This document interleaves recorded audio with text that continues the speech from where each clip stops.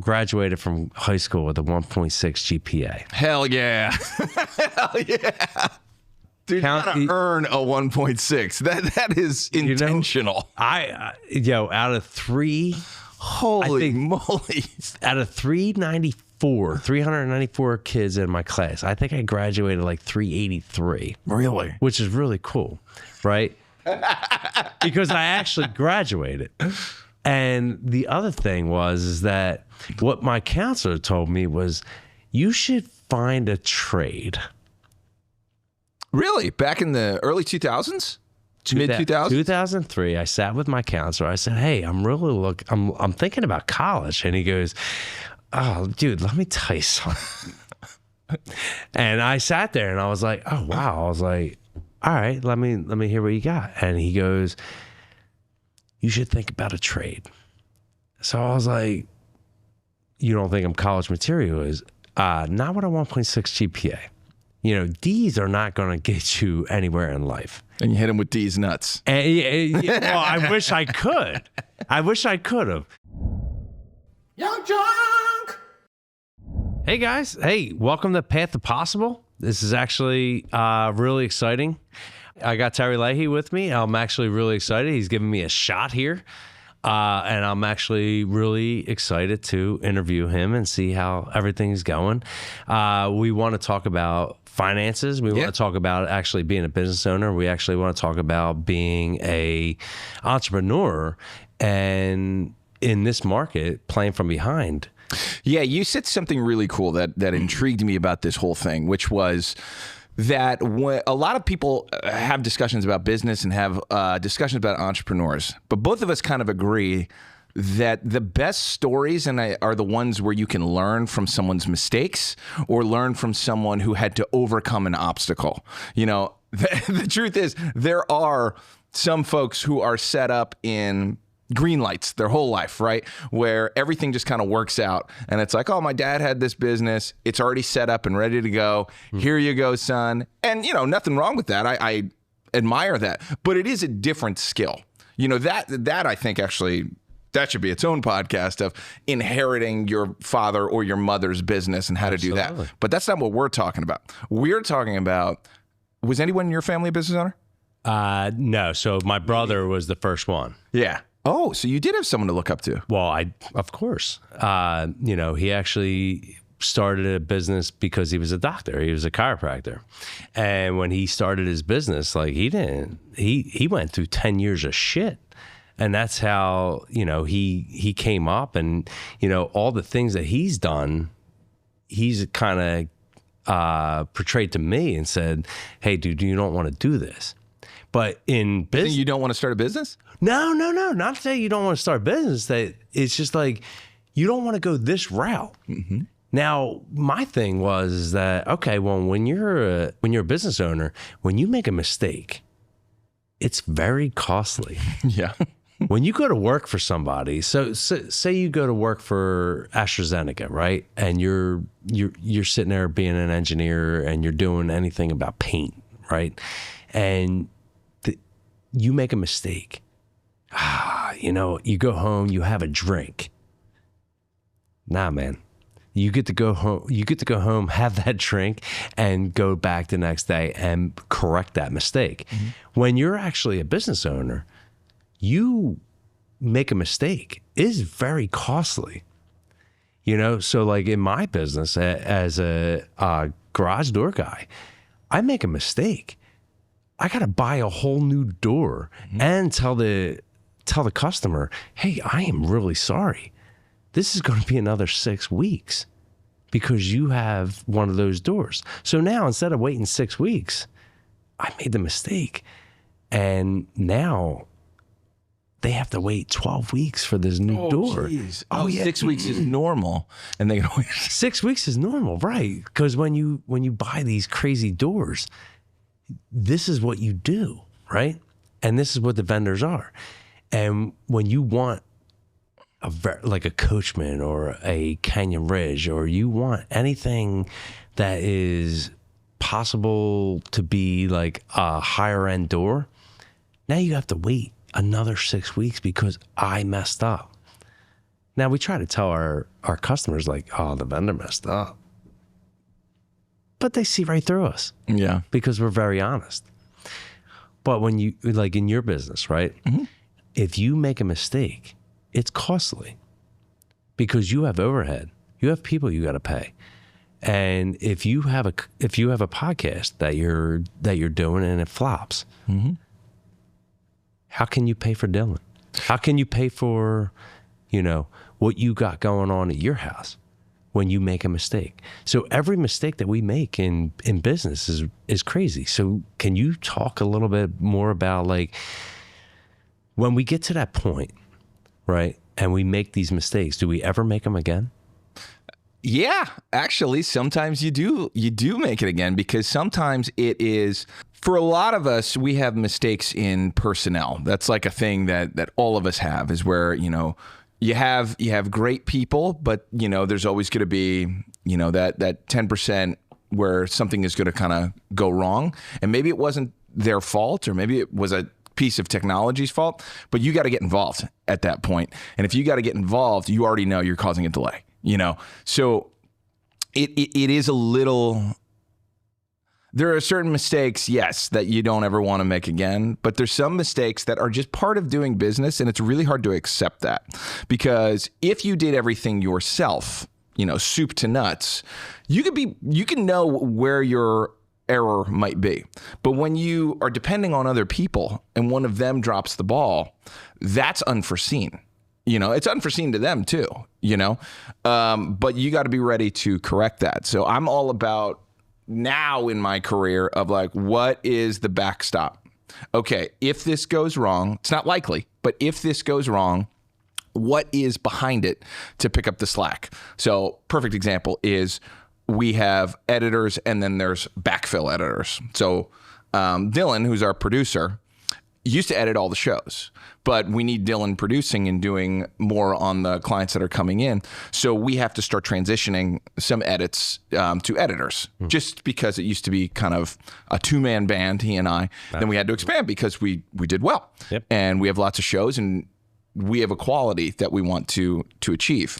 So with that means all of a sudden you have to bring in a third party to it. And that third party has to get used to the show and kind of learn how the show works. And so it's like, if he or I cut a show, we know, exactly at 27 minutes and 14 seconds or something I got to fix. I know how to fix it. It'll take me 5 seconds. Right. What if we didn't communicate that to the editor? Yeah. Well, then they're going to miss it.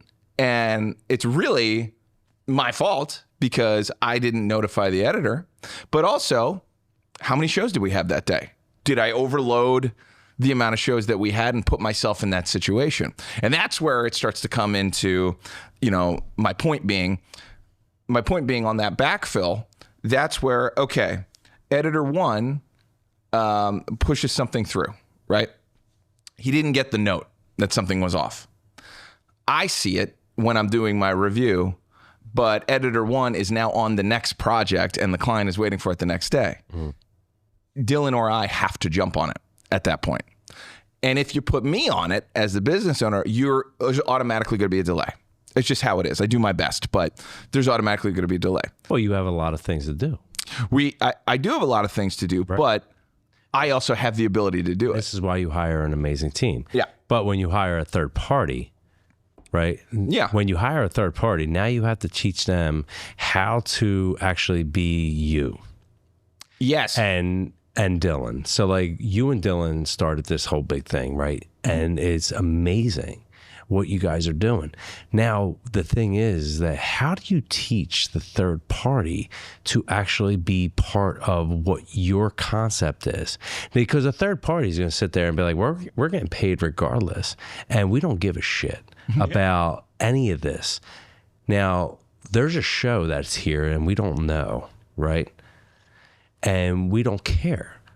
What we're here to do is we're being a third party. Now, does it bother you that a third party, now, obviously they were 1099 and a contractor.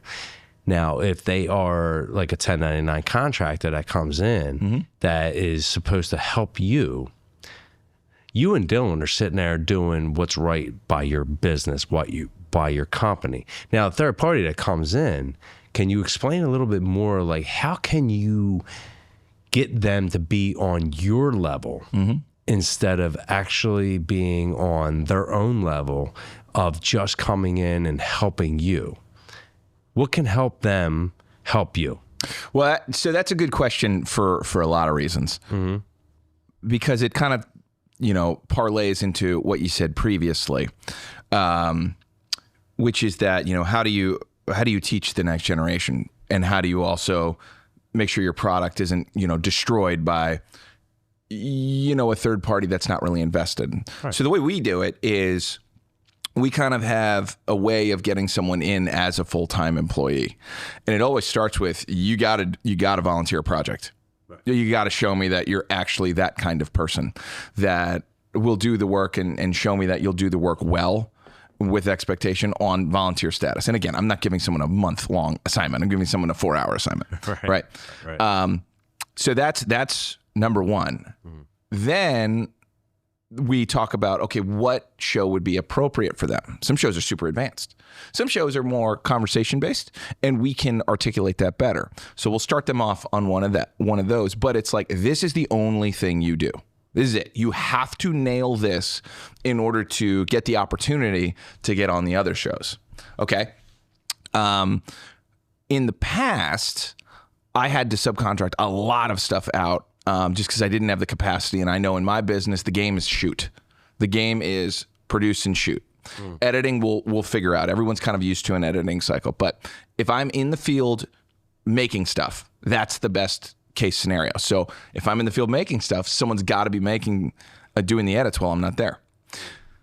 So I started with a spread approach and kind of just looked for people that could get on one assignment, right? And then somebody would hit and be like, oh, you're good. These guys didn't hit. So that was a good try, but we're going to shift theirs over to you. And we're going to start depending on you.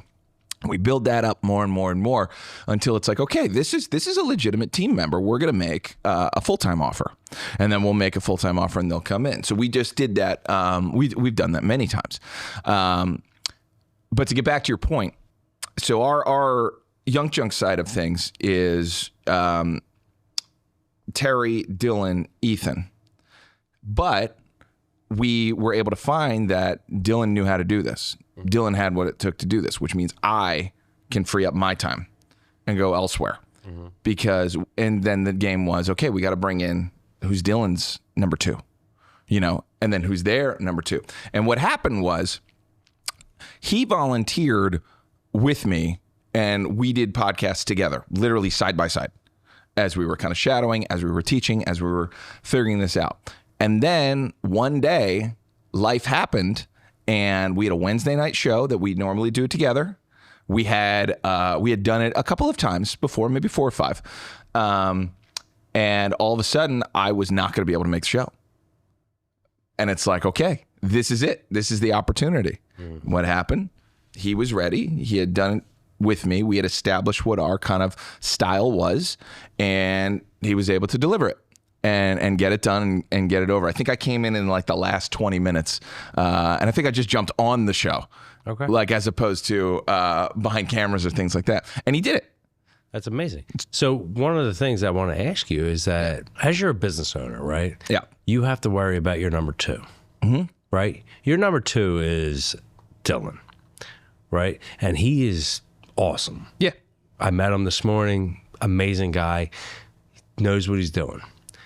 When these third parties come in, how do you protect yourself from absolutely having one of them come in and be like, I can run this better than he does? That's a good question. So, and I've been through that.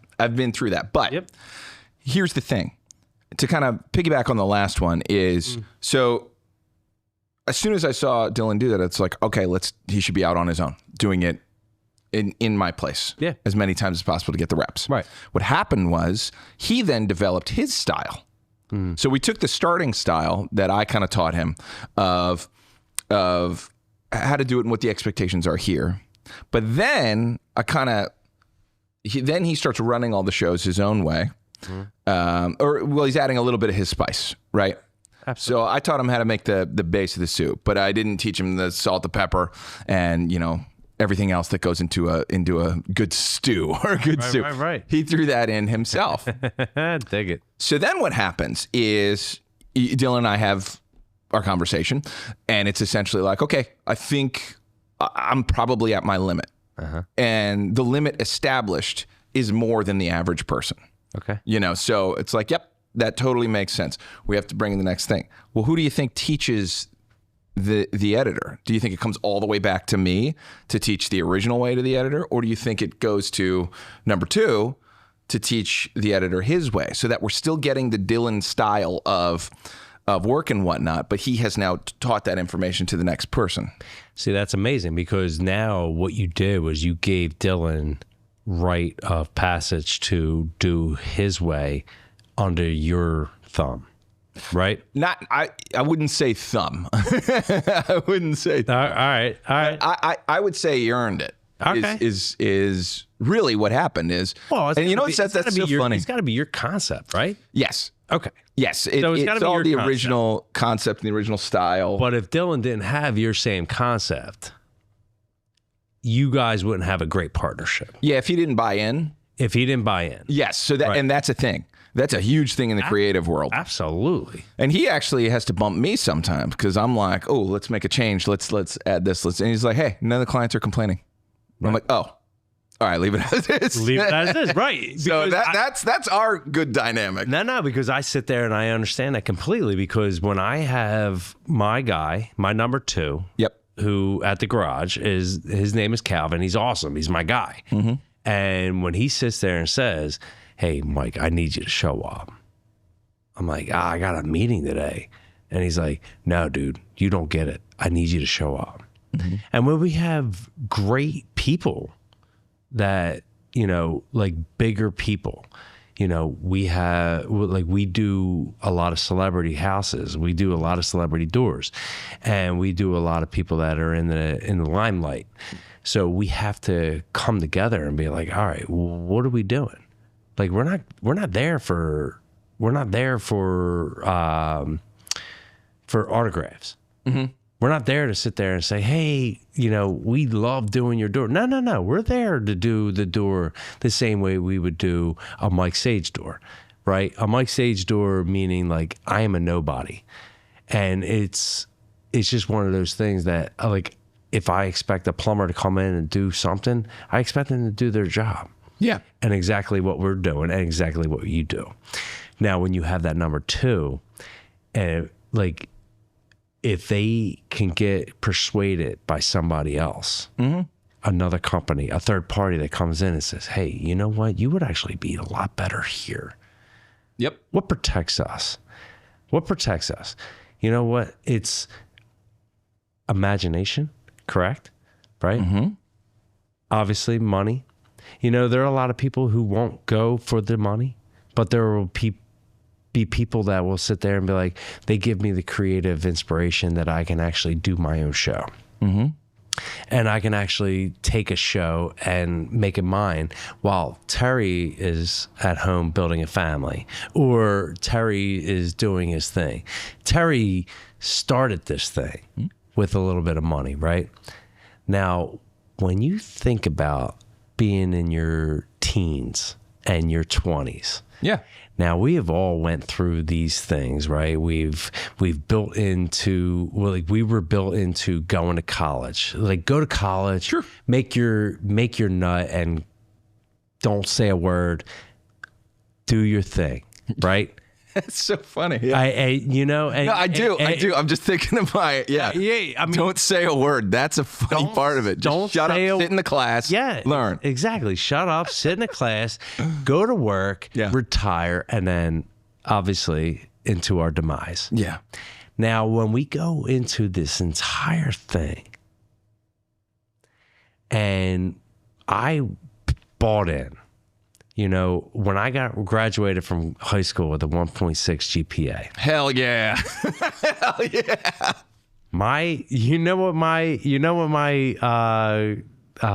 Dude, you gotta earn a 1.6.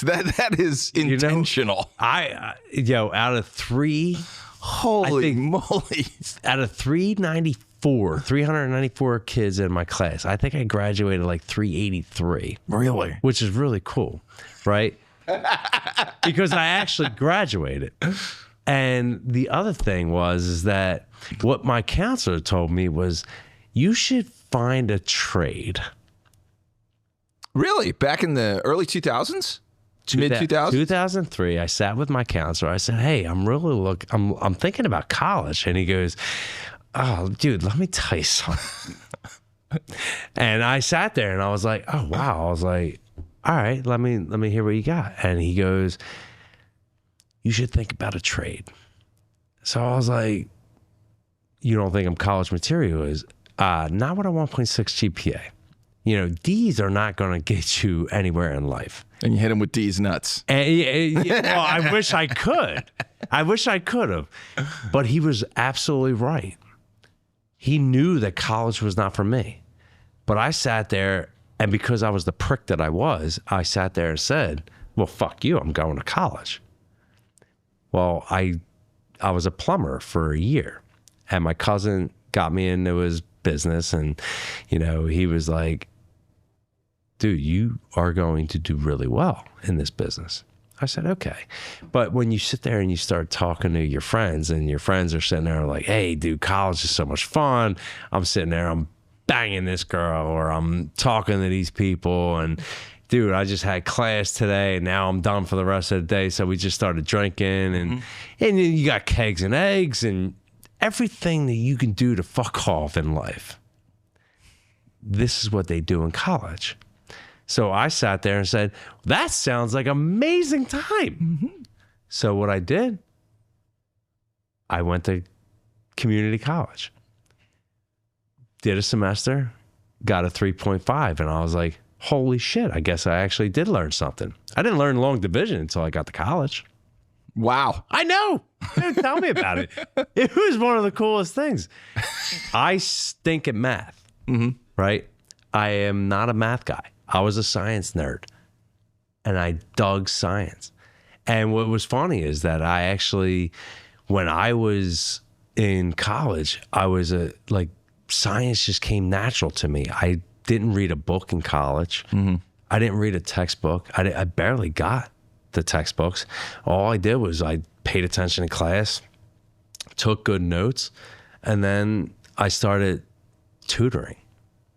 So I started these tutoring sessions, and all of a sudden people met me up on the 7th floor of the college library. And we were going through things, right? And then all of a sudden I learned that that's type of leadership. And when I went to college, I was like, oh my God.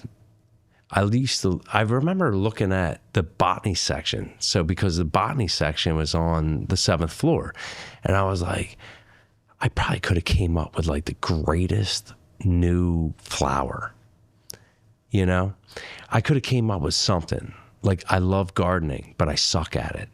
And I will kill every flower. And when you get to the point and you're like, oh, that could have been cool, I didn't do anything. But I had study groups, and all the study groups would come in and I would teach the subject, which in turn helped me get through my finals. I fucked off for 15 weeks out of the semester. And in 1 week, I would learn the entire material by everybody asking questions to me and me explaining things to them. And it was insane, right? Yeah. So you get to that point and you're like, oh my God, I'm not good at anything, but I'm good at leadership. So what did I do? I stopped being a plumber, went to college, spent a lot of money, got into a lot of debt that hindered me, and I was $143,000 in debt. Holy shit. Oh yeah, because you know what you do when you're young and you get a lot of money? You go to fucking trips to Punta Cana. Yeah. And you're like, oh, this is awesome. Life is amazing. Yeah. But you don't realize what you're doing with with yourself. And then All of a sudden, you go to work for Verizon and you're a great salesman. And then you're like, working in a cube sucks. And then you go to work for a more stabilized area, which is the U.S. government. Mm-hmm. And I was in the Navy division, and I was making, I was a pattern maker. And as a pattern maker, it was so much fun because I basically got to go to work, earn money, and make a living as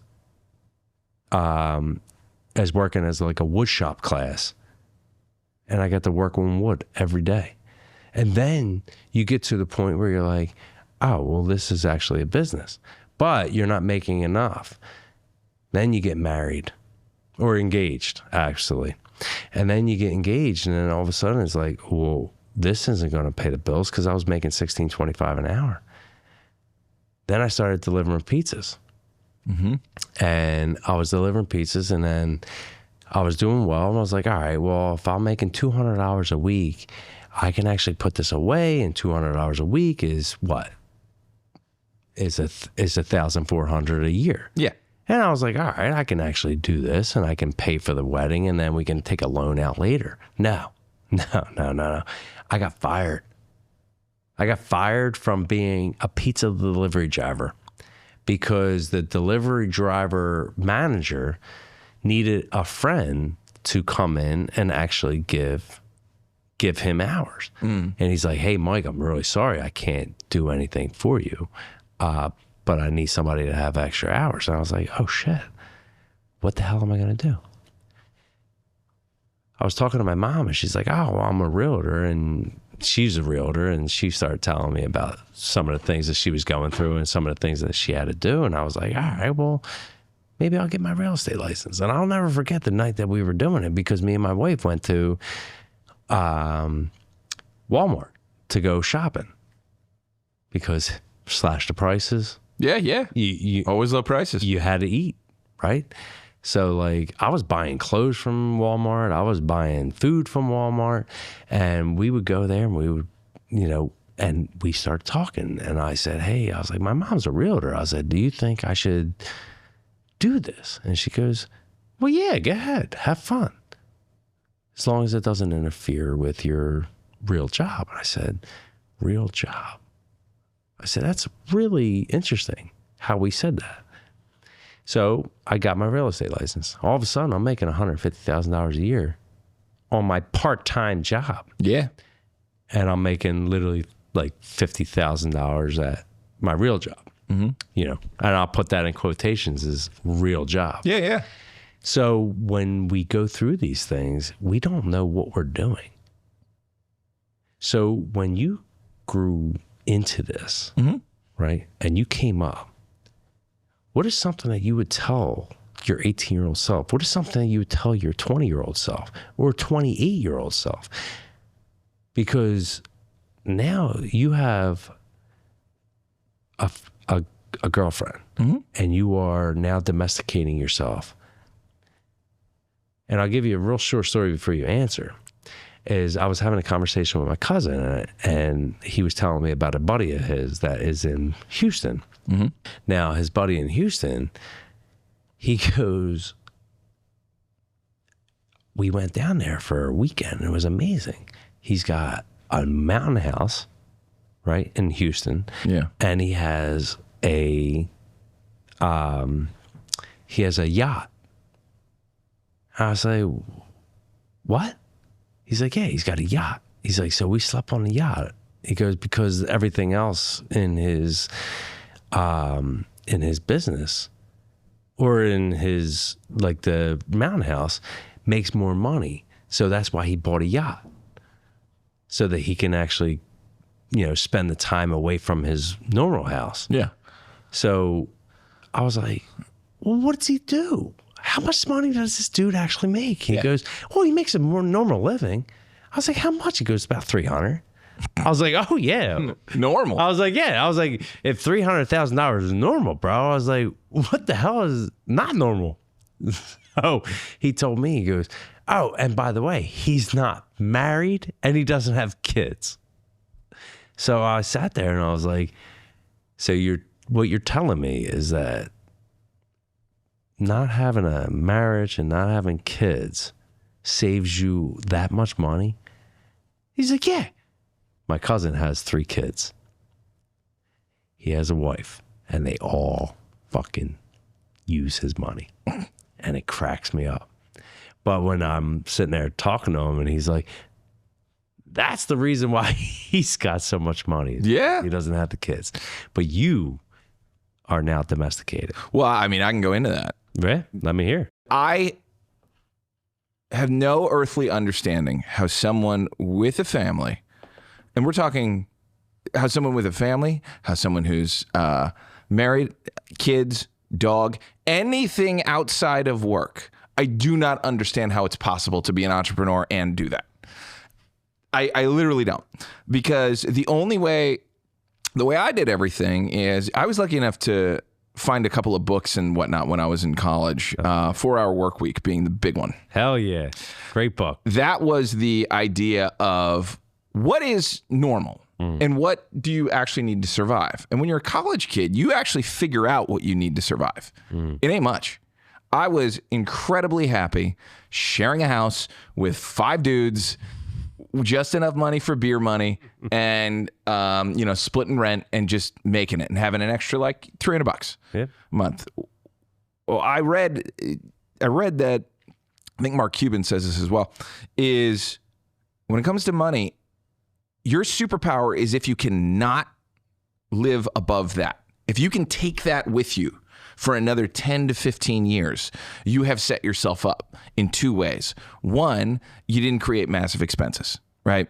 But 2, you have figured out happiness without money. If you can figure out happiness without money, you'll always be happy. Because what's the worst that's going to happen? You'll end up right where you were. And if you were happy then, you'll be happy all the time. And that actually comes from that book, 4-Hour Workweek, where it's a story of this... Tim Ferriss tells about this guy who he tells 2 things. One, there's a Roman philosopher, I can't remember his name, but he made it a point where once a month he would wear the shabbiest of clothes, eat nothing but basic bread and just some water just to get by, and live in the shabbiest of conditions so that he could say, is this what I'm afraid of? Because if you lose it all, that's all that happens, is that you end up at that point. And he tells another story about this guy who found happiness eating like disgusting gruel in Africa on a mission trip, but had his patch of grass that he took care of every day, didn't have much stress or anything. And then he went and became, a Wall Street big shot. And his whole point was, I might have been happier then when I had nothing and was living in squalor. And that's kind of that's my approach, is stay small, keep all your stuff low, low, low. Don't go for the house, don't go for the wife, don't go for the kids prematurely, or I don't know how you're going to be able to do this, because it takes so much time and effort to do this sort of thing. Because you have to find it in yourself, the ability to then start staffing up. And you have to understand that there's different seasons of business and different seasons of entrepreneurship. I'm a killer when it's me on my own and I have enough time to go out, sell the thing, do the shoot, do the edit, get it done. I don't have that amount of time, but I am a killer when I have that kind of project. Right. But I had to learn, how do you now do this with a staff? And how do you do it at mass scale? Volume and scale changes everything. And what I've found is the only way to get through that is through some capital, is through bringing on essentially more resources than you need and then backfilling into it. So because I know how to sell, because I know how to shoot, I can do the first half of it, no problem. And I will push myself into the ground. Right. Hence, no wife, no kids. I don't have to make it to a baseball game. I don't have to do this. It's just, there's an opportunity for work, I'm taking it. There's an opportunity for work, I'm taking it. Right. And then I amass this footage, and it's like, okay, well, I'm taking all these opportunities and I'm going to let people down if I don't get the actual footage done. So then that becomes the new business that I have to figure out. And then you got to put someone in charge of that. And then eventually you'll check back in and it's like, what's going on here? Let me get back under the hood here and fix a couple things and then send it back out on its way. Now, have you had a family. Yep. How could you get through it? I have no idea. Okay. I would ask you that. Yeah. And that's the, paths to possible. That's my biggest curiosity is how do you manage the time? And it's a little different in a business like mine, I think, than a lot of other businesses because there is no... I don't understand how someone does this without being a technician, without knowing how everything in here works. Right. Because that automatically is your superpower, right? If shit hits the fan, if Dylan gets sick and someone else is on vacation or something, I could still run these. Right. I could still do these. I have all of the knowledge. There's some people in this business who don't have any of the knowledge. And so if their technicians are gone and they can make their kids, birthday party because... Well, they got to cancel the shoot. They're not going to do it. That's not how it works here. Right. If everybody can't do it, I can. I can jump in and do it, and I will. It's not that you can, it's that you have to. Yeah, it's that I have to, and it's also that I should. Some people would cancel a shoot, and life is so busy that for someone to take the time to book a shoot with me, we have to make sure that we're giving them, that we're honoring them. That's what business is to me. Absolutely. Is honoring your client and whatnot. Mm-hmm. But I'll never shut down because, this camera broke in Washington. I guess I'm getting in the car. Right. And I'm taking a different camera and I'm going down and do it myself. Right. So I'm fascinated by people who don't have the skill set and still somehow get it done and have like a normal home life. Because I just don't understand that. Well, I don't understand. It gets to a point of trust. Now, well, sure, you still go as a business when you're getting started. As a business owner, on your own. As a business owner, being an entrepreneur, right? And say I bought your business, right? Sure. It wouldn't be that I could do it. It would be the fact that I would have to trust Dylan, your number two. Yep. That if I bought it from you, Dylan would have to be my guy, and he would have to be the face of it. Now, two different things. Oh, absolutely. And I agreed. And it's hard to put that trust into somebody. Now, if I came up, right, and I went to college for editing, or if I went to college for what do you go to college for in this?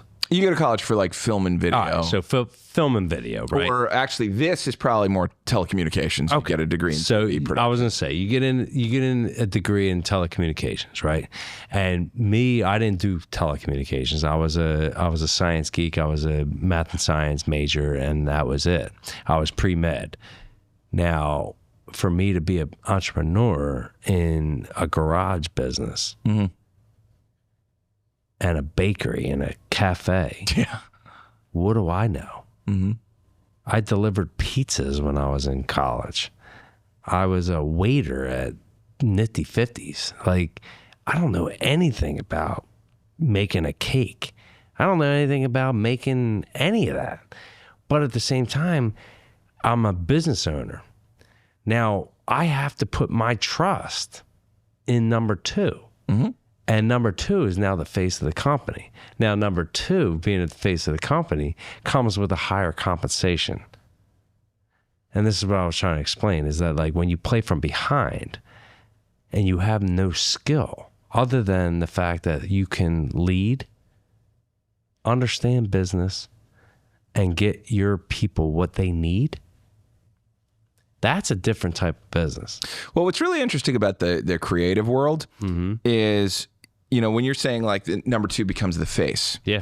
In the creative world, most people are in the creative world because they want to remain behind the scenes and don't want to be the face. Right. However, client facing is much different. So one could argue what's great about Young Chunk is I'm not even the face of Young Chunk. Okay. Because we have shows that are, and now they're the face. Okay. And our client facing person is our producer over here. I love it. So Young Chunk was actually built properly, I think. And our relationship is very similar to founder versus president. Right. So my uncle always tells the story. My uncle was the president of Kind Snacks. So if you ever had a Kind bar. Yeah. Yeah. He was Awesome. the president. So the founder is Daniel Lubetsky, who's on Shark Tank and a bunch of other things. But he hired my uncle back when it was, he hired my uncle when they were like $1 million company. And my uncle turned it into a $400 million company, something like that, because he was a CEO. He came from that world and knew how to do it. And this was over like 10 years. So he became the face. Yeah, he should be on this show. You want to hear his path to possible. He drove a taxi at one point. Wow. Yeah. And then turned into like the classic white collar president's story. Okay. But the reason I bring it up is he would always tell me about his difficulties with Daniel, because Daniel's like me. Daniel's the entrepreneur. Daniel is the imagination. And then my Uncle John was the president. And he's like, but I'm the guy who gets it done. So they would have these arguments of like, great idea, but who runs the show? Right. Who runs the company? Who makes everything work? And they would go back and forth, because sometimes I have an initiative that I feel really strong about. And it's my job to bring that to Dylan, who is making sure the train runs on time, and figure out how do we slot this in without derailing the train. Yep. And we've done it several times. Sometimes it's a surprise and it's not. And, that can be difficult of like, oh shit, there's a change in here, but I got 3 shows to worry about and you just changed something in here. Okay. So I had to learn to not do that, but to maintain my creativity and imagination, because that's what people seem to respond to. And I also had to realize like, derailing a train is the worst thing. This is why things take a long time to implement. Really hard as an entrepreneur though, who I'm like, I got an idea. I have the gear I need. I have the tech I need. I'm going to go do it. Well, if I did that and also affected clients and affected the normal goings on of a business, I'm the bad guy. Legitimately. Absolutely. So it's finding a balance of, running basically it's in the same book, 4-Hour Workweek, is what you want to do is you want to own the train and make sure someone else ensures they run on time, especially if that's not your skill set, But if you get into a situation, right, where they are running on your principles. They're running on our tracks. I built the train tracks. You built the train tracks. Yeah. They need to run on them. Yep. Now, the train ain't going to go without a conductor. Yep. Now, you can't be the conductor for 30 trains. That's right. Now, you need to have that stability to sit there and say, hey, we're going to go about it this way. Now, in my business, what I do is I put together processes. Yep. But the guys that are actually in the field are the face of the company with my philosophy. How many people do you have? I have 3 techs. Okay. I have 1 office manager. Now, what I do is I teach them this one book from Joseph Seraph called What Should We Do? Yeah. And I have that on my Audible right now. I was going to say, yeah, absolutely. And it's a great book, but it's a great book for sales. And it talks about, like, the one sales thing that he talks about is he thought he had a customer, right? Locked and loaded. Well, the customer ghosted him for like 3 weeks. And then he found out that she went with another company. So the guy he actually sees every month at this meeting that they do for their business. And he was like, I can't wait to rip this dude. I heard, and he goes, hey, I actually stole one of your customers. He goes, yeah, it's bullshit. He's like, I offer her the lowest one. I offered her the lowest grade possible that I had in money. How the hell did you do it cheaper? He goes, I sold her a $10,000 program. He goes, what? She told me that the money was a problem. He goes, dude, I'll show you the contract right now. He's like, I gave it to her for $1,250. You sold her for $10,000? it wasn't the actual service that she was upset or that she was trying to go for. It was the longevity that he would come back and focus on that service that they did. So like if they installed a hot water heater, they would come back and service it for fucking 10 years. Mm-hmm. And he sold it to her for $10,000.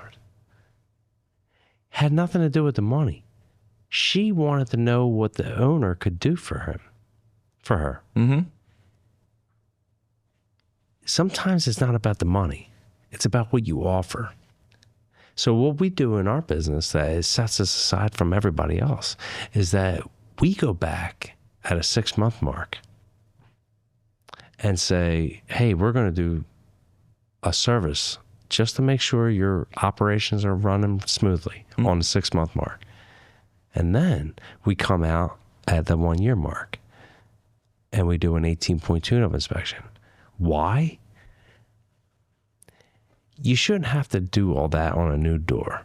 But what new doors do is they make a lot of noises, a lot of settlement, a lot of this, a lot of that. And what we do is we come out and make sure it's on. Because what we were doing was every time we would make an install, we would get phone calls back and forth. Be like, hey, my door sounds crazy. We would go out and service, and it was really nothing. So I was like, damn that. I said, we're going to go out at 6 months. I said, and then we're going to do a 1 year. And the reason why we do a 1 year is because we work with a lot of builders, work with a lot of architects. Mm-hmm. They're not our customer. The architect, the builder, that's their customer. And we're coming out and we're redoing this door, right? And we're doing it for the architect and the builder, but we're not doing it for the customer. So when we come back out 6 months later, the architect's gone, the builder's gone. Interesting. And we do our thing. And we're like, hey, we'll see you in 6 months. And we're going to do a 1 year tune-up inspection. Mm-hmm. Well, is that necessary? Not really. But after we do that, we will see you 2 to 3 years afterwards. And if you ever have any issue, you call us directly and we'll get you on the schedule. Because they were not our customers. We were the sub in this. Yep. But to make them our customer, we come out 6 months, 1 year, and to make sure that they know they are in good hands when they come back to us. What's interesting about that is a non-snake way. Correct. To get a client that you were only introduced to because of someone else. Absolutely. Because there are plenty of snakes out there. I'm sure you've encountered it as well. No doubt. I have found you just have to accept that there are snakes and not let it change your behavior. Yeah. I do not think there is a defense for it. I think it's just like, it's going to happen time to time. Be so good, and that, you know, if you lose someone, it doesn't matter. You're going to pick someone else up. If you lose a client, you're going to pick someone else up. But yeah, I mean, that's easier said than done, because it feels like you know, your girl breaks up with you and then you see her walking around with one of your buddies. It's exactly how it feels, exactly. You know, especially kind of at this level. Like, I mean, that really would be interesting if they're like CEOs of banks who are all bent out of shape because like someone pulled up their account and went to JP Morgan instead of Bank of America. I'm sure they do. Right. I hope it's catty and petty. Yeah. And it gets to that point. And you sit there and but what do? You want to make sure that everybody understands that, like, hey, we're here to make sure that you are doing well. And if we put our name on the product, I don't want you to call, Micon Construction. I don't want you to call the construction company that you used to get us back. I want you to call MCS Garage Door Service Company. Yeah, I like it. It's a classy move. Us. And it's the same as you. Like if you use a third party, right, to edit, and which we don't anymore. We had right. And what I'm saying is, like, you used that in the beginning. Now, say you're the Kelsey brothers and you help them and they use a third party and it's like, it's not Young Junk. What's funny is I was a third party on their show. Okay. And what I'm saying is that now you want to be elaborated with them. You want the Young Junk brand to be them. And branding is everything. It's a big part of it. It's a huge part, in my opinion. Like, you want to brand yourself. Like me, my branding in high school was dog shit. It was, Mike Sage don't give a shit. He's a 1.6 GPA. He don't care. He smokes. He drinks. He's an athlete, but he's not an athlete. Kenny Powers? Yeah, it's a Kenny Powers. It is, though. I've never put that together. It's a bad brand. Yeah. When you look at the brands that you go to school with, whether it's an athlete or a brain or anybody, right? And you look at your valedictorian and you see their brand, your name is now a brand. And it doesn't have to be a company. Your brand, Terry, Young Junk, you are now Young Junk.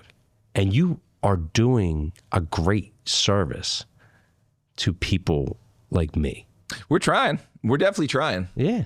And it's fun. There's a couple things in there that are funny, and it's making me think more and more about the path to possible. Yeah. Us being in this room, in this studio, the path to possible was having it not work out at another place. Right. It was me calling a buddy and saying, "Hey, I want to build a podcast studio.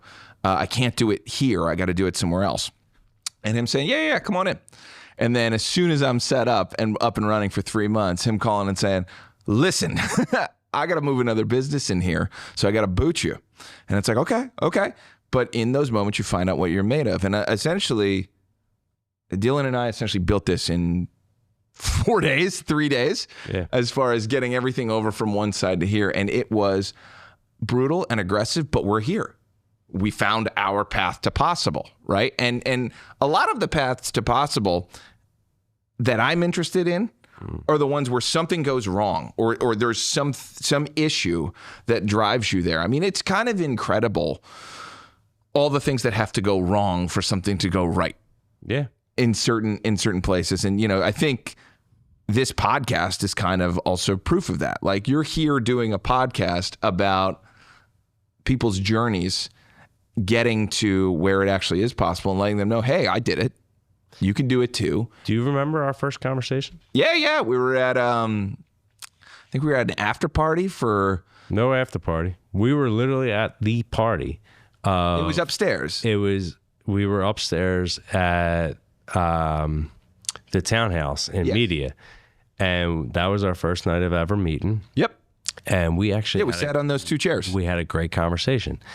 Now, the conversation that we were talking about was more about business. Yeah. And it wasn't going to go get fucked up with your old buddies from high school and the people that you used to fuck around with. Mm-hmm. We had a great conversation. Yeah. That was the first night I ever met you. And it was a pleasure speaking with you. And I sat there and I was like, oh my God. I was like, if anything came out of this night, I was like, it's going to be the fact that I actually met this guy, Terry. Mm-hmm. And, my wife was like, what did you think of the night? How was it? I was like, it sucked. I was like, I didn't like meeting the old people. I didn't like meeting the people that are on drugs. They were on drugs and drinking like fucking crazy and being like, oh, I'm getting my life together. But I met you. So it wasn't all bad night. And meeting you and having a great conversation and having that same idea about business. And you saw a conversation with me and you. I saw a conversation with me and you. And then you have a beautiful studio. This is amazing. The blue lights makes me feel like I'm at home, and having Dylan, like meeting him, it felt like I was meeting like another brother to me. And I was like, oh my God. I was like, meeting you guys was fantastic. And I feel like this is something that we can actually do. Well, I'm working on something, but there's a brotherhood of ambition. Mm-hmm. There's a sisterhood of ambition too. Yep. Yeah, I'm not excluding anyone, but there are people who the bridge between them is the fact that they do a lot of stuff. And people who don't do a lot of stuff just can't sit at the table. Right. You're not going to understand it. It's not going to make sense. But people who do a high volume of things have this brotherhood of like, you actually understand it. I actually understand it. They could say they understand it. They don't understand it. You know, when your back is up against the wall and you have to make payroll and you're going to have to pull it out of like your personal savings, which does not have enough to cover payroll, that is a different human than, you know, somebody who, oh my God, I had the worst day today. My dog had diarrhea. Right. Like that. Okay, that's cute. That's nothing. You can't sit at the table. I appreciate you, but I don't think we have much conversation to have. Whereas you and I remember my question because I was new to Delaware County. And I remember I'm like, and my mom's from Delaware County. And I was like, I don't see a lot of people who want to get out of Delaware County, who want to succeed, who want to go beyond. And you said something that I thought was kind of brilliant. You said, you know, it's funny. It's that you can become complacent here, and it's not a lack of hard work, and it's not. There is an odd lack of ambition. Absolutely. And I remember I was like, I like this guy. Because I'm an ambition person. Like I cannot be around someone who's not ambitious. I don't understand it. What do you mean you're going to go sit down for the next 20 years? Right. What do you mean? Because it's comfortable and because it's easy? To me, that's a trap. People who sit there and say that they want to retire at the age of 40, what does that mean? Like, have you ever been sick? And when you're sick, you sit there and you're like, this is the worst fucking day ever. What do you think retirement is? If I'm not moving, if I'm not working, and I'm at home, right? So like, one of the greatest things about working for yourself is that you could be at home. And when I work from home, I'm like, all right, I got all the laundry done. I'm getting dinner ready, and I'm doing all the things that a dad would do or a husband would do. And my wife is working the bakery because she feels like she's not there yet. She doesn't have the trust for anybody. Mm-hmm. And it's hard. And like, she never wanted to be an entrepreneur. But I told her, I said, look, you want to spend the time with your kids in the morning? You want to spend the time with your kids in the afternoon?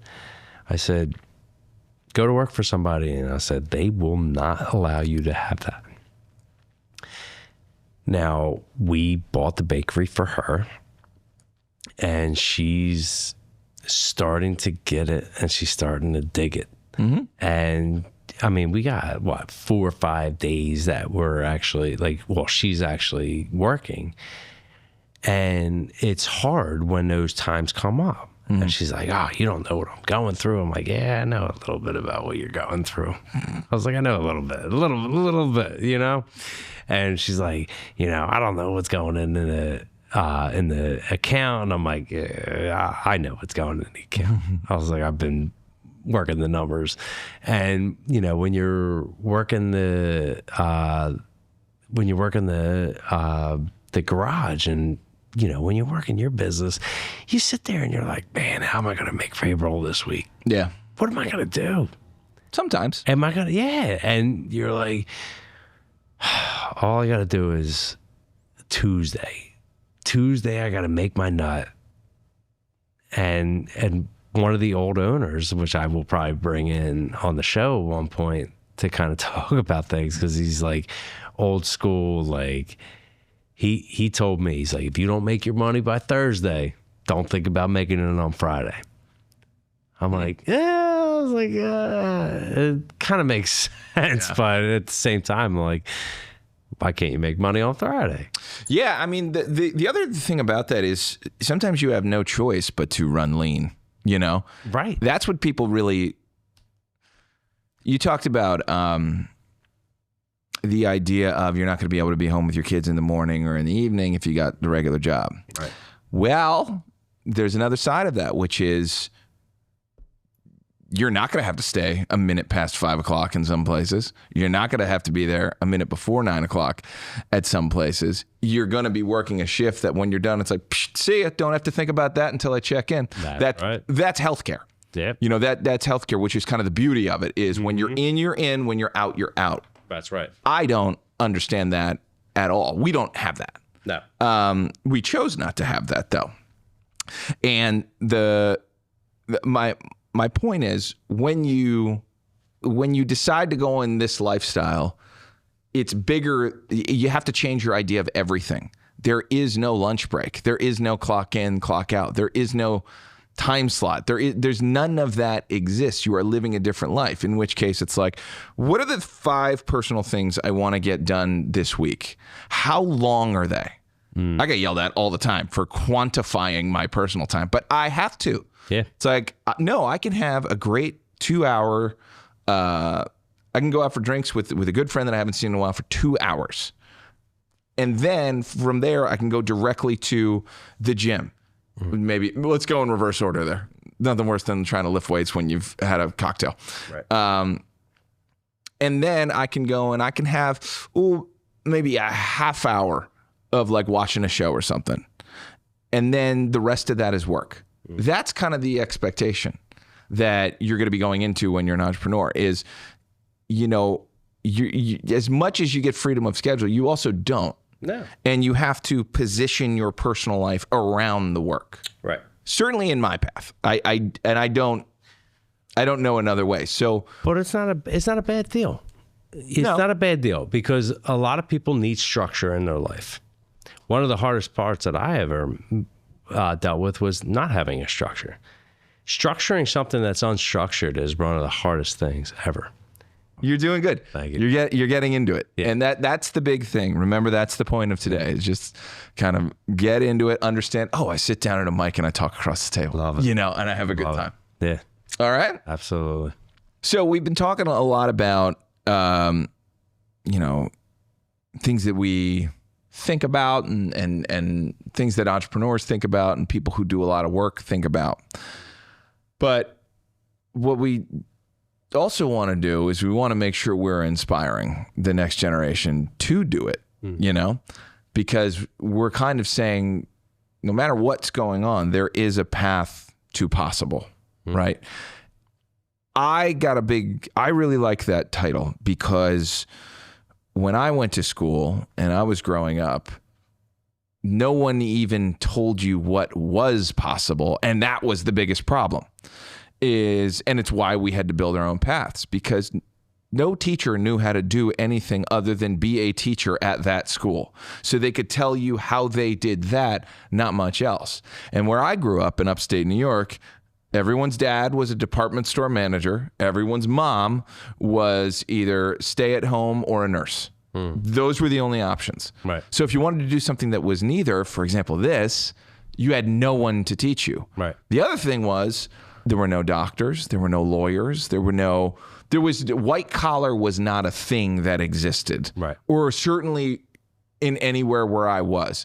If your dad or your mom did something, that was the only way you were going to get that information because it was not going to be at school and it was not going to be your friend's buddies or your friend's parents and whatnot because they did the same thing your parents did. Right. The path, having to find your own path along that typically comes out of, I don't know. No one gave me a path. Right. They just said what they thought would work. And by the way, you don't become an entrepreneur by going to college. You don't. No. That's just another thing. It's the same thing for directing and for what we do is, you know, there's no path to becoming a director. You just have to start directing and say that you're a director and that's it. Right. You know, and that was the hardest thing for me actually in my path. My path started, all I knew was the linear route. All I knew was like, okay, if I want to be in this field, I need to go to school for something in that field to eventually get a job in that field. Well, film and video doesn't really work that way. It's essentially like going to art school. Right. They teach you how to do a thing, but they don't really teach you how to get a job after. So the path you kind of have to invent. And I was lucky enough where when I was in school, my very first video production class, Com 242, I was the only person in class to do an extra credit assignment. At that same time, that professor got a call from a TV studio asking, hey, we have a weird situation. Do you have anybody who'd be good for a part-timer? Because I was the only one to do that assignment, he said, yeah, there's this one guy. I interviewed for that, and at 18, I was working professionally in a TV studio. Oh, yeah. That is why this is set up like a TV studio, because of that path. You know how to do it. Now, I work in TV stations through all of college, and there's not a job available at the station upon graduation. And this is just after my dad died. This is just after my grandfather died. Like, I had a whole bunch of awfulness happen my junior year of college and whatnot. And now the place that I think I'm going to get a job and whatnot doesn't have a job for me. And I'm like, okay, let's figure it out. And so what I do is I say, well, I'll get a job at another TV station. And so in the meantime, I like work at a Starbucks. So I'm a college graduate working at a Starbucks. And I went to Penn State. I went to a good school. And then all of a sudden I see this thing for QVC. And I'm like, all right, I'm going to apply to that. I apply to that, and so did 1,000 other people. I got an interview.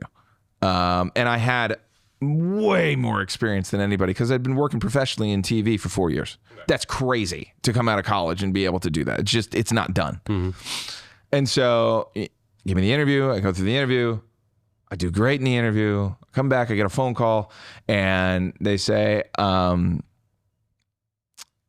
hey, we just want you to know it was really a pleasure meeting you, and we loved everything you had to do.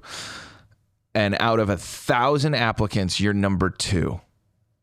And I'm like, oh, okay. I'm like, oh, no. And they're like, yeah, we decided to promote someone from within. And I'm like, son of a... Okay. Yeah. So I say, okay, well, this is what I want to do. So can you tell the person I interviewed with, a guy named Tim, said, can you ask Tim what I could have done during the interview to nail it? If he has any advice for me for next time. She's like, oh, wow.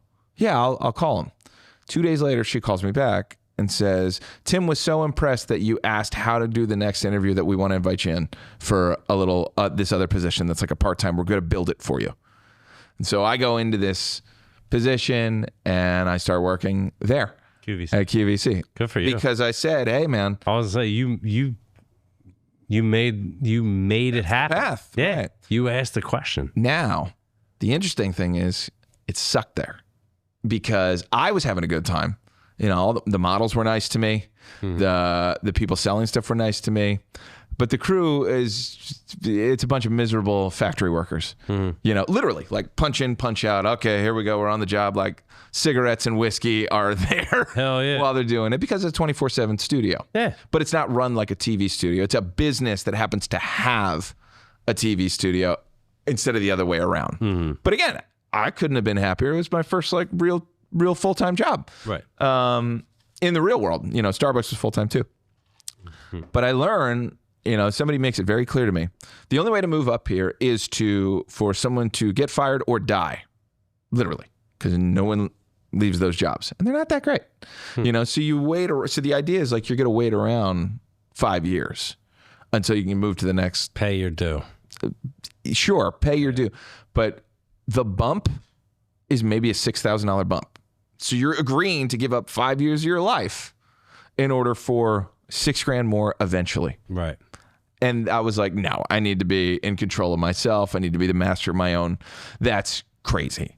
So I leave the industry and I'm like, all right, I'm moving to upstate New York. I'm just going to get a random job and figure it out. So I get a job at a bank and it's fine. I've worked in a movie theater selling popcorn and stuff. Like I knew how to sell and how to be cordial and meet people. And I knew it was just, this is a nothing job. Well, I figure it out. What I'm figuring out is like, okay, I think I want to be an entrepreneur because I'm reading during the whole time. And I'm like, get a nothing job where I don't have to think about it so that I can focus on my actual stuff on the side, which is That's what Einstein did. Einstein worked at the post office Right. so that he didn't have to use his brain. Right. And then he could use his brain on his theory afterwards. I'm no Einstein by any means. But that was the goal. And then I see this car drive by I'm rooming with a buddy, and he sees this car drive by that says videography. And he's like, you should call that. There was a phone number on it. You should call. So I call and I'm like, hey, I've got a job. I don't need any money or anything like that, but I have a wealth of experience in this and I just like to get my toe wet. And this is like beginner videography, like doing event videos and stuff like that. And he's like, yeah, come on out. Let's have a conversation. I come out and he's like, I'm a pretty good interview. So I'm talking about all my experience. I'm talking about how I have run out of the tunnel at Beaver Stadium with a camera on my shoulder and filmed in the big leagues in ESPN. I've done that. Right. And, normally people in smaller towns don't have experience doing much of anything, and you got to build them up. So he was like, I have a shoot tonight. Will you come on it? Yes, of course, because that's the answer. The answer is always yes. Always yes. I go and I do it, and he's looking at me and it's like, holy moly, you really know what you're doing. You're setting up shots, you're directing things, you're picking things up, you're moving things around. Because I had a whole bunch of experience at it. It's like, all right, I want you to join the team. This is basic videography. This is basic one camera, one tripod. Pick it up, move it down, pick it up, move it down, make sure people are mic'd. Basics. And I realized I don't know how to do this. I worked in TV studios where everything was already built, everything was already done. Right.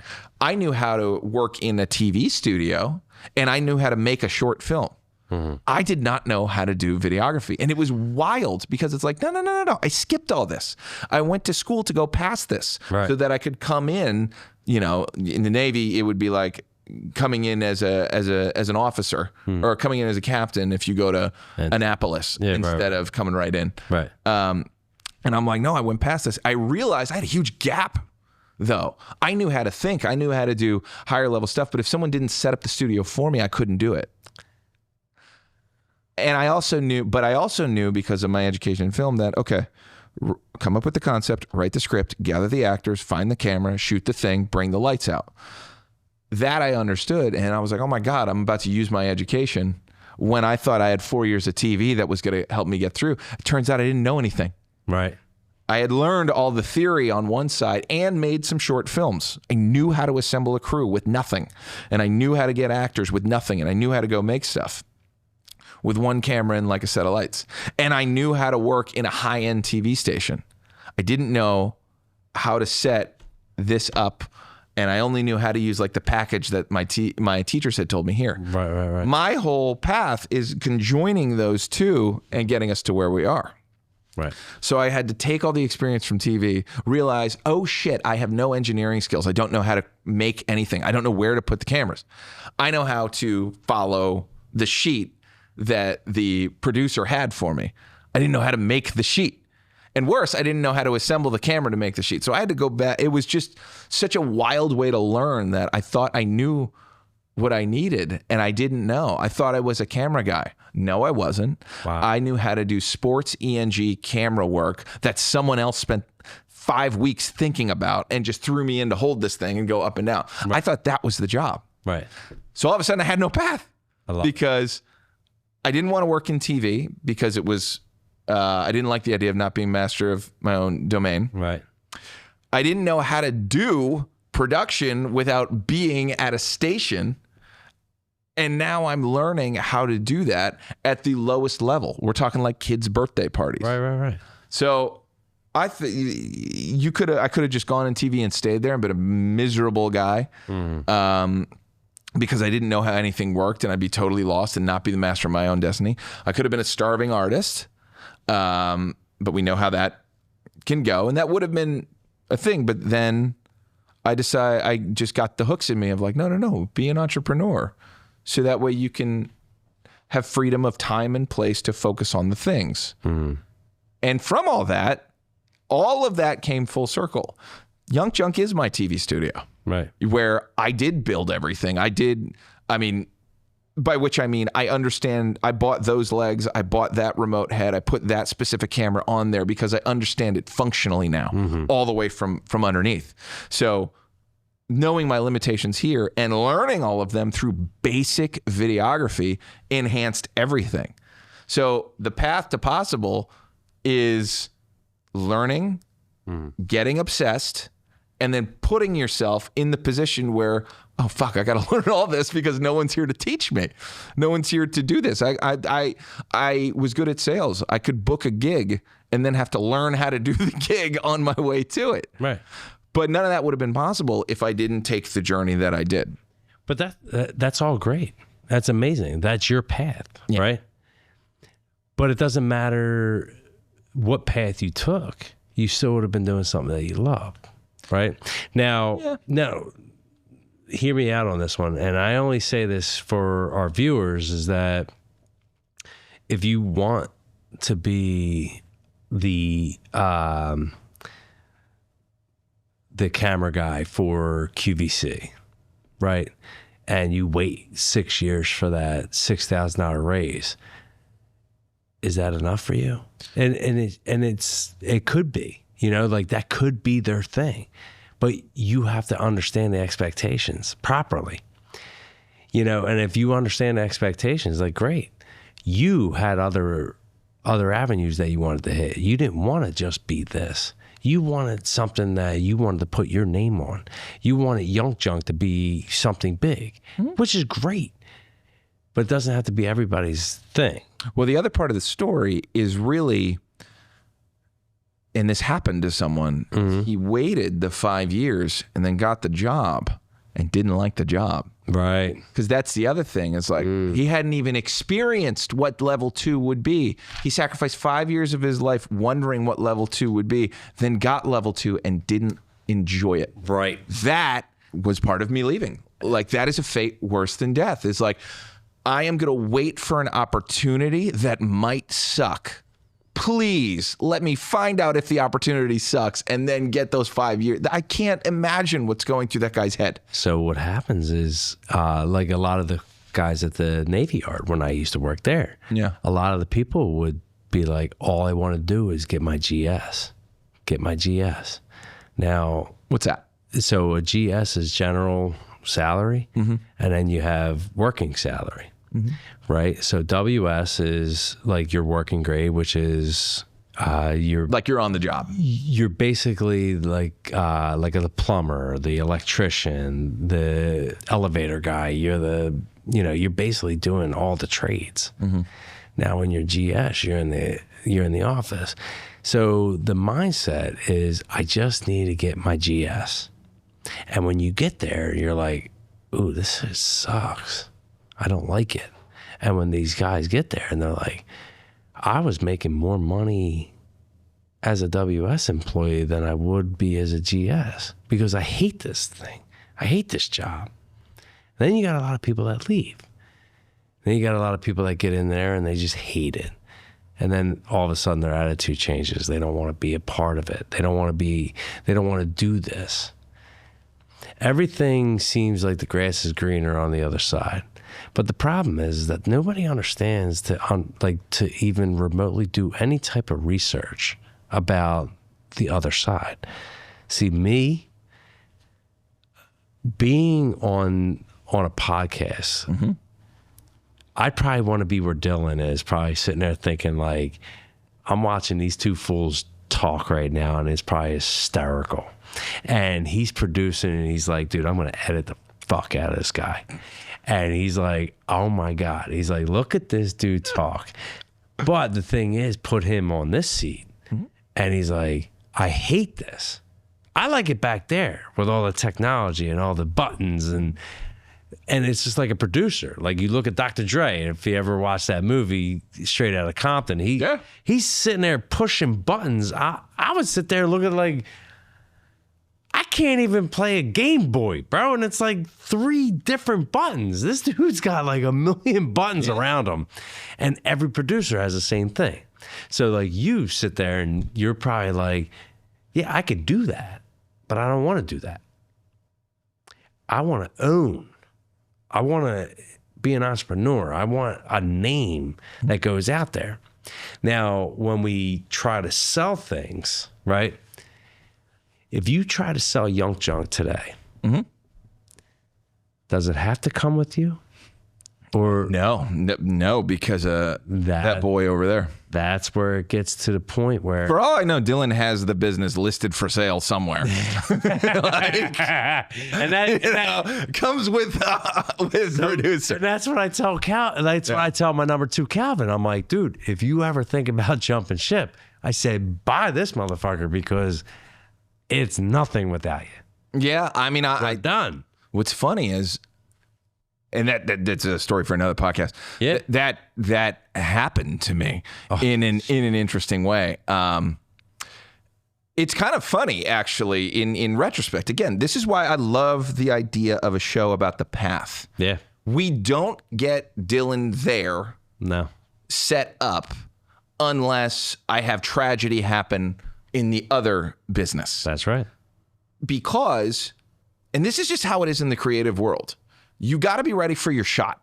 And when it comes, if you nail it, that's it. You've nailed it. Right. You're in. And you don't know when that audition is going to come. For him, I had to go fix. We were building this, and we were building it the right way and kind of going slow and doing it and making sure that nobody was banned. But then all of a sudden it's like, hey, dude, I got to go fix the other side of the company. You got to run this place. And he did it. That's the thing. That's right. That's the thing. And there's a luxury of time to trust that this is something that only we will understand. Yes, it would be great if we were able to build it up and hand it off and say, okay, you run it now. We've been raising this horse for the past 4 years together. No, it's fuck. I got to go over there and solve this. Yeah. Now's the time. Get on the horse. And sometimes they're going to do it. But it wasn't, I would have loved more time. But people show you who they really are when you pull the time away and say, no. We're do or die right now. Go. Yeah. And when they pull it off, it becomes amazing. And that's the reason we're in this situation, that we have a business running without its founder involved in every little thing. And that is the goal of an entrepreneur. We're doing it here. The other side, I'm still screwing up. No. Trust me, I understand. Well, my point is that was up and running smoothly. Yeah. So I could come over here and work this. That's right. As I'm over here working this and getting him ready, we have a mutiny over there. Let me ask you this biggest thing, right? Yeah. When your number 2 gets disgruntled, Yep. how do we handle this as business owners? It's a good question. Dylan, you want to take this one? Yeah, Dylan. I mean, Dylan, jump in when you want to talk about this, because the thing is that when young entrepreneurs who are aspiring to be entrepreneurs, right, they don't understand the fact that you have to give a lot of trust out to be a bigger business, right? You want to be a landscaper and you want to do it on your own and you don't trust anybody. Great, dude. You're literally just going to be the landscaper, business owner until your back breaks, and you're not going to be an actual entrepreneur. And when, like a buddy of mine is actually a landscaper, and his dad built a business. What did he use? He didn't use a number 2. He used his kids. He used his wife and sat there and said, you know what? This is what we're going to be. This is how you're going to be. He had one kid leave. He had one kid stay. One kid that stayed hates the fact of his dad's business principles that are old school. Now, when me and you got into the business, right, we sat there and was like, we want to be entrepreneurs. We don't want to be in the business. We want to be on the business. Yep. And when you're actually in the business, it's fun. It's awesome. Like when I go out to do a garage door, I'm digging it. I'm like, this is so much fun. And then I get back, and then all of a sudden, reality kicks in, and you're like, oh shit, I should have called Mycon Construction today, or I should have called Terry today and been like, hey, let's set up this podcast. Yeah. But yeah, you know what? I'm sitting there dicking off on doing a garage door when I have 3 guys that actually do it, and you're doing the same thing with with Dylan, and I'm sorry to keep bringing your name up, Dylan, but when you're sitting there doing all the production and you're doing all the fun things that we as business owners want to do, you come in and you're like, oh, Dylan, what are you doing? Why are you doing it this way? I would do it this way. And then you're sitting there, well, can Dylan go to you and be like, yo, why are you paying that bill when we could be paying this bill? And why are we in this building when we could be in that building over there? Mm-hmm. And why are we eating this fucking pizza over here when we could be going up the street when it's actually better? And you're like, well, I'm the fucking owner. Mm-hmm. I'm sorry. But Dylan knows what he's talking about. Yep. And we're sitting there trying to give a shit and try to, like, all we're doing is ruining our business if we take over our number twos. Sometimes. You know? And sometimes. So talk on this. Like this. Sure. This is where I want to hear it. Well, that's something to get used to. Every entrepreneur's got to kind of get used to that of It's hard. You finally hired someone who does care and does know their stuff and is willing to build this thing with you, right? Mm-hmm. There comes a point where there's some stuff that you're going to want to fight for, and there's some stuff that you want to kind of let it play, because you don't get people like Dylan if you tell them what to do every step of the way. You also don't get to keep people like Dylan if you get in their way on pre-established things, because they're actually driven. They actually want to do a good job. And no one fucking understands how rare that is. You know, this is the theory of A players want to be around A players. That's right. So you make sure that your A players are around other A players and let them go. Now, here, this is kind of in year two, meaning it starts with, okay, I'm going to do 2 of these, and now it's kind of blown up and we have a lot of these. I can't do it by myself. Dylan has to take the reins on here and go forward. So there's some things that we would have done in year 1 that we don't do in year 2, and there's going to be some things in year 3. But there's a couple of like fights, and I use that term loosely, of where things are and how things operate. I already know 2 steps down the road of what I want for the studio. But is me forcing that better than this working and working well, where clients are happy, people are happy, and he's got a system created that is happy? No. And I think we'll get there eventually, but it's going to be an interesting shift. I also want this to be world class. We're definitely the best in Philly, but as far as world class, you know, there should be a drone coming around doing this podcast. Yeah. But now I'm going into overkill. And so what's great is when you're building something together, you know, I'm the mad scientist. And he's the one who's like, okay, but the lab has to run. Right. The lab has to work and the lab has to run. Okay. So if I look at this and say, okay, this really started because I believed in podcasting and I wanted to do podcasting. But then I was like, wait a minute, I know how to do this better than anyone. I just happen to know how to do this better than anyone in the thing.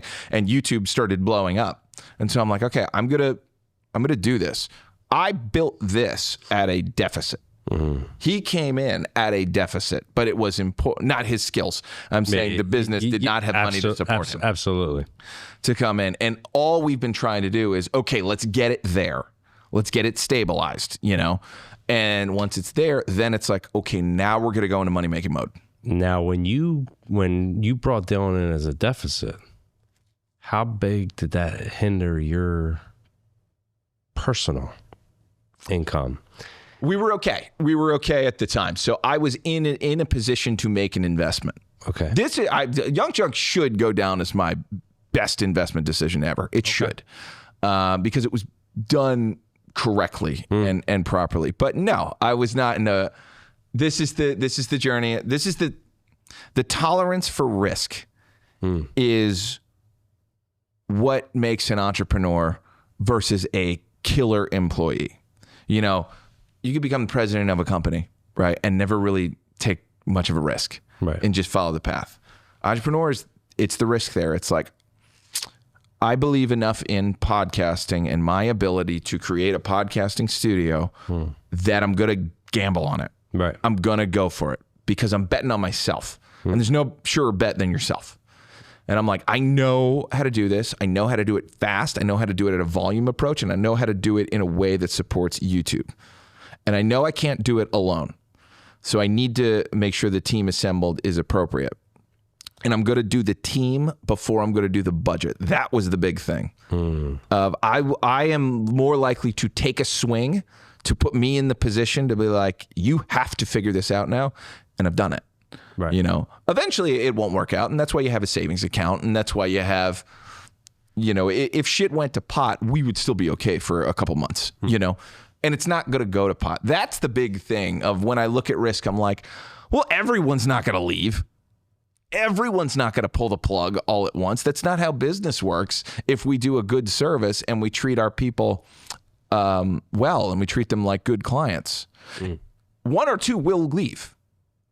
You're always going to lose two, and the idea is gain four, lose two, gain four, lose two, gain four, lose two. My cousin told me that, and that's always stuck with me of like, accept that there are normal parts of business. It's actually a great idea. Yeah. Yeah. Just accept it, and it's okay, you know? Right. And then it allows you to stay big picture. You know, the big thing about all of this is we got to be big picture on here. First, it was, I know podcasting is working. I know podcasting is a thing that people want, and we've proved it. I know that the move is not to give someone an empty studio. The move is to create a place where they can sit down and go. Yeah. Don't have to make decisions.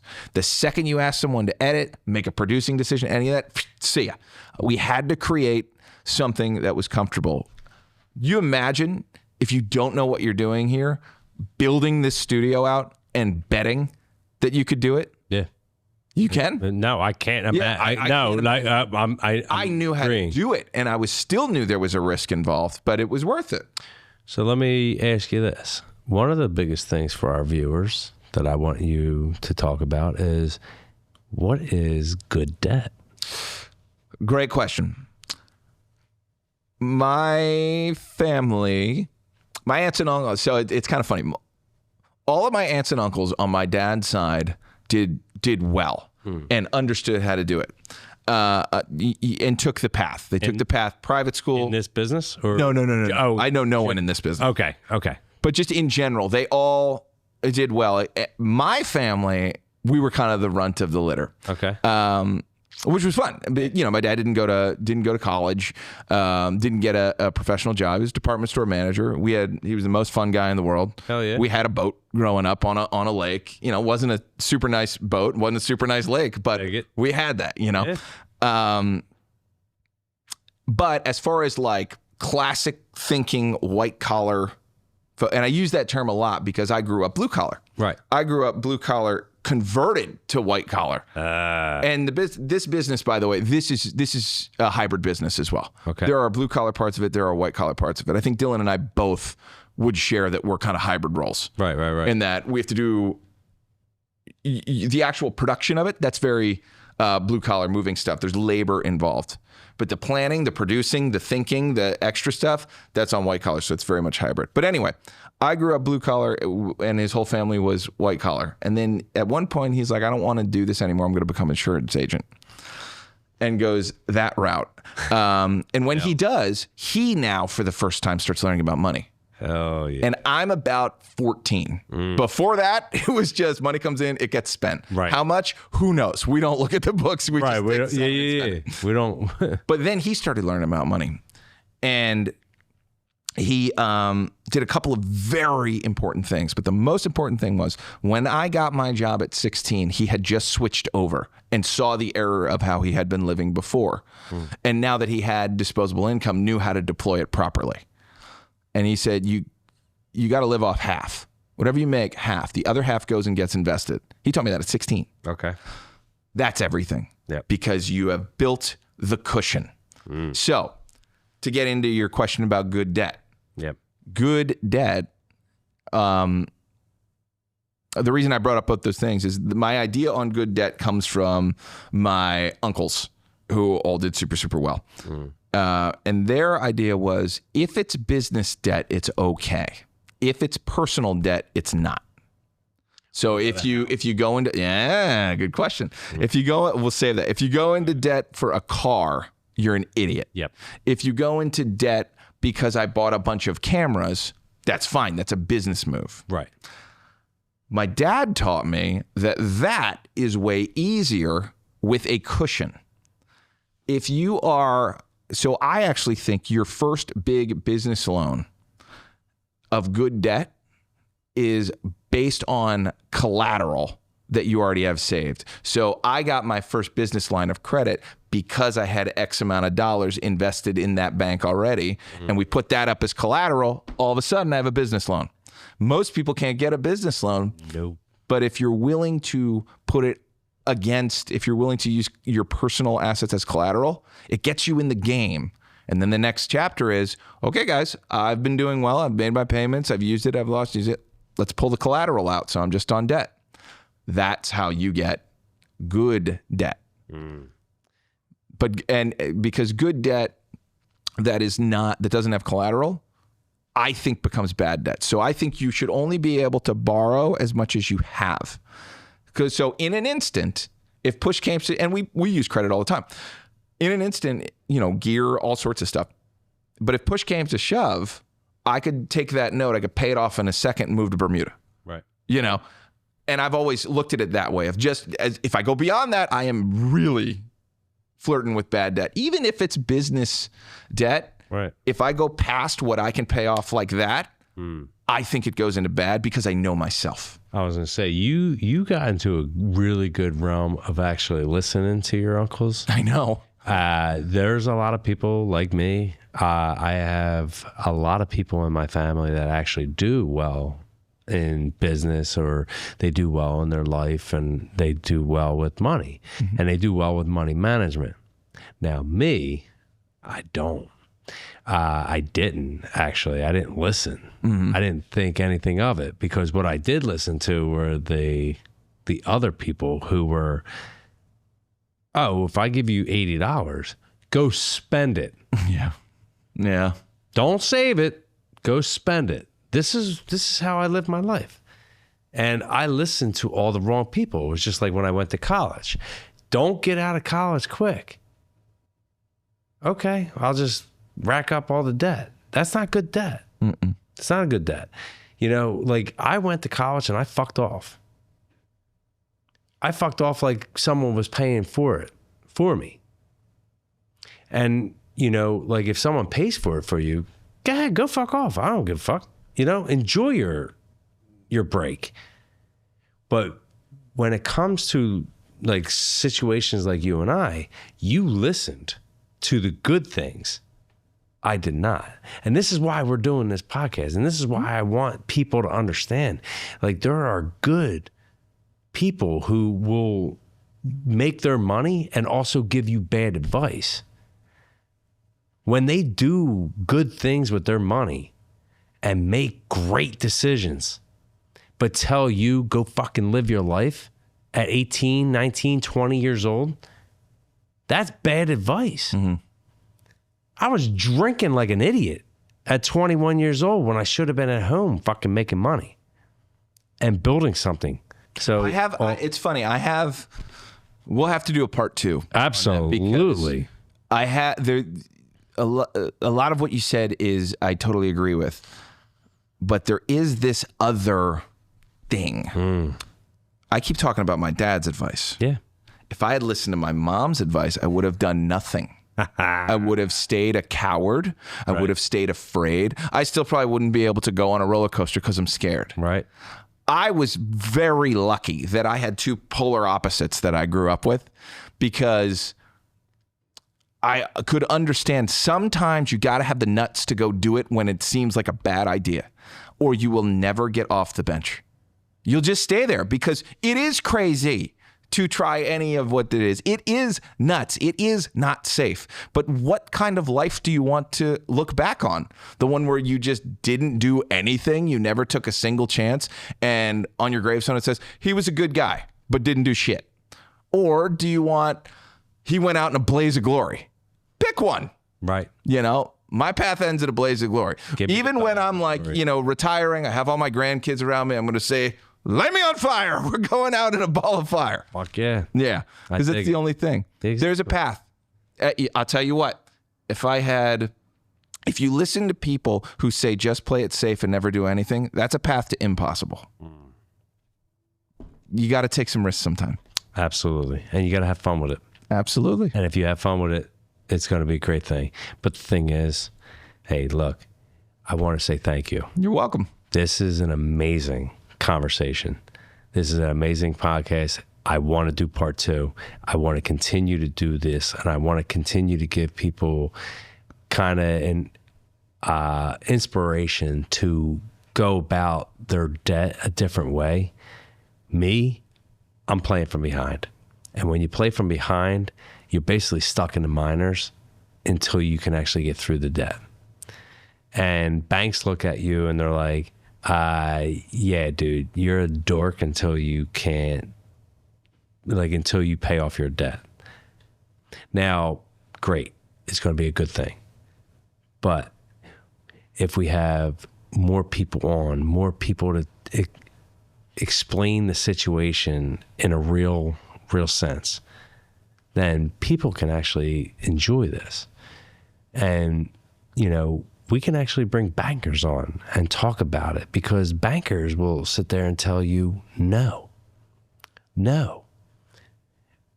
You got told yes your entire life, and then all of a sudden the bank will sit there and be like, oh yeah, no, we can't give you anything.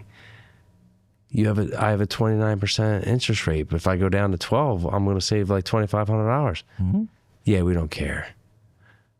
Well, what's worse than that, and we'll have to get into it next time, is when you're getting nonstop calls from banks offering you pre-approval, and then you go through it and you're not approved. And it's like, what are we doing? Am I approved or am I not? Why are you calling? You called me. You called me. Yo, well, we'll get into that next time. I was going to say, we are definitely going to get into that next time. Terry Leahy, hey, amazing studio, amazing business, amazing advice. I really appreciate you. I want to thank you for being on this. And I want to thank you for being a partner with me on this one. I really appreciate it. Without you, I wouldn't have never started this. You're welcome. I'm glad you took the risk. This is going to pay off well. I'm really looking forward to it. We are actually going to see you next time on The Path to Possible. Looking forward to hearing from you. Comment. Give a call. If we do calls, I'm not sure. Really sure we could do calls.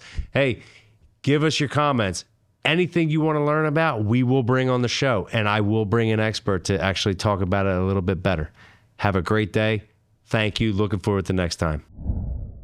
Young John!